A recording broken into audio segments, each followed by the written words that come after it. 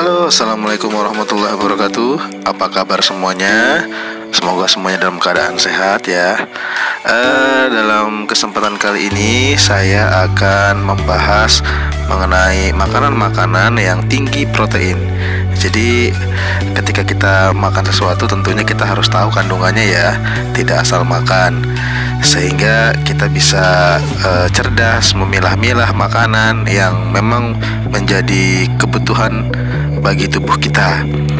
Ada makanan yang mahal namun ternyata proteinnya rendah juga ada yang ternyata di sekitar kita murah namun proteinnya tinggi, sehingga kita harus pintar memilah-milah makanan. Oh ya, jangan lupa tekan tombol subscribe, kemudian lonceng, lalu like, comment, and share agar channel ini semakin berkembang. Terima kasih. Ya, nomor 1 adalah udang rebon. Ya, kita bisa melihat ya, udang rebon di pasar kita sering menemui udang rebon. Ternyata kandungan proteinnya cukup tinggi ya. Ini saya pakai aplikasi Fast Secret. Sini kandungan proteinnya 59,15 gram. Ini luar biasa tinggi sekali. Ini bisa separuh memenuhi kebutuhan harian tubuh kita akan kandungan protein ya. Sangat recommended ini ya.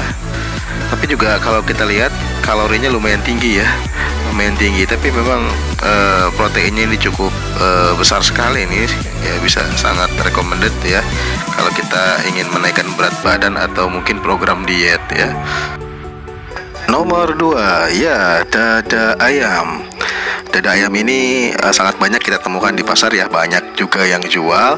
Kandungan proteinnya sangat tinggi juga ini, cukup tinggi, hampir 30 gram. Dan kalorinya 195 atau 10%. Ya, dalam 10 gram itu ada 29 graman ya protein. Ini kandungan yang terdapat dalam dada ayam. Lemaknya ada 7,72 gram. Ya, itu adalah kandungan dari 100 gram dada ayam. Tentunya bagian yang lain tentu berbeda ya kandungan proteinnya. Tapi memang dalam dada ayam itu kandungan proteinnya sangat tinggi sekali. Ya, yang ketiga adalah stik sapi. Kandungan proteinnya dari 100 gram stik sapi terdapat 27.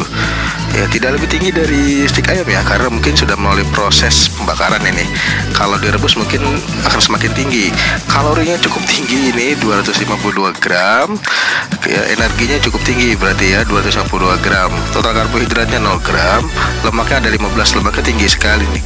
Jadi untuk rekomendasi mungkin ya untuk diet mungkin lebih bagus dada ayam daripada daging sapi. Seperti itu. Yang keempat adalah ikan salmon. Ya, ikan salmon. Mungkin kalau di pasar tradisional jarang ya kita temui. Tapi bisa sih kita dapat ikan salmon ini kalau kita makan-makan di tempat-tempat khusus ya, seperti restoran gitu. Atau beberapa warung makan juga menyediakan ini salmon.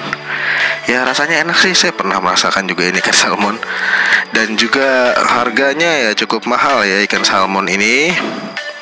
Harganya saya kurang tahu juga sekarang harganya berapa, yang pasti sangat mahal. Dan ternyata proteinnya tidak lebih tinggi dari dada ayam ya. Masih dada ayam masih mengungguli dari salmon ini. Berarti kalau pengen dapat protein yang tinggi dan harganya agak turun, agak murah ya, dada ayam masih menjadi rekomendasi. Juga lemaknya juga rendah juga ya. Oke. Nah, ini adalah kandungan protein dalam ikan salmon. Oke, yang kelima adalah ikan lele. Ikan lele ini sangat banyak ya dijumpai di pasar-pasar. Nah, untuk kandungannya satu porsi ya, ini hampir 100 gram. Ini 85 gram aja kandungannya sudah 14,93 gram. Nah, kalau 100 gram otomatis bisa lebih besar lagi nih, mungkin sekitar 18 atau 20 gram ya kalau sampai 100 gram. Lemaknya ada 12,35 gram. Kalorinya sangat tinggi sekali, ini rekomendasi ya kalau untuk energi. Total karbohidratnya juga lumayan tinggi ini ya. Tapi untuk ikan-ikan insya Allah aman lah untuk makan, tidak akan membuat berat badan semakin tinggi ya, semakin berat.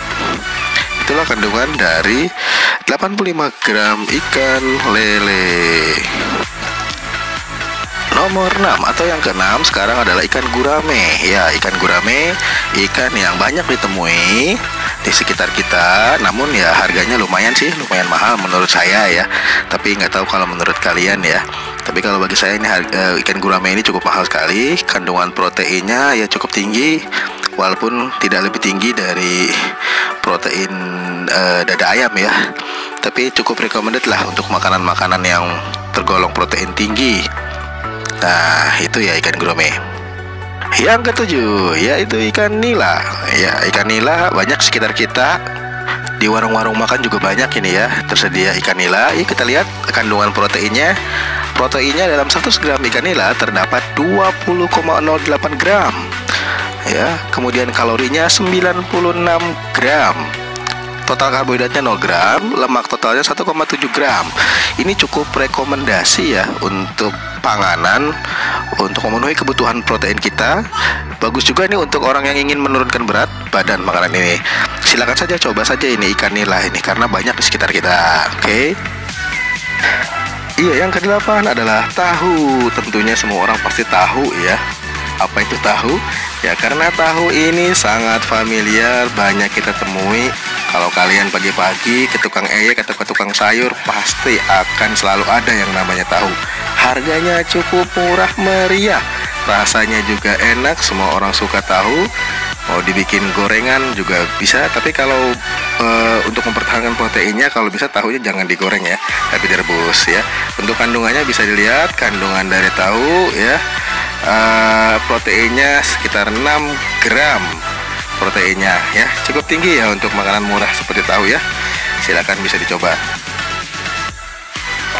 Ya, selanjutnya adalah tempe, makanan murah meriah yang banyak ditemui ya di warung-warung ini. Ternyata kandungan proteinnya sangat tinggi sekali. Kalorinya juga 193 ya, ini atas 10%. Total karbohidratnya juga cukup tinggi ya, 9,39. Lemaknya 10,8 gram. Nah, ini sangat baik ya tempe ini ya. Ini cukup tinggi ini proteinnya yang ada di Indonesia begitu. Jadi silakan kalau pengen memenuhi kebutuhan hariannya ya sering-seringlah mengkonsumsi tempe karena hampir menyamai ya salmon, ini bisa jadi ya. Hampir menyamai salmon ikan lele ya, jadi sangat bagus untuk kesehatan.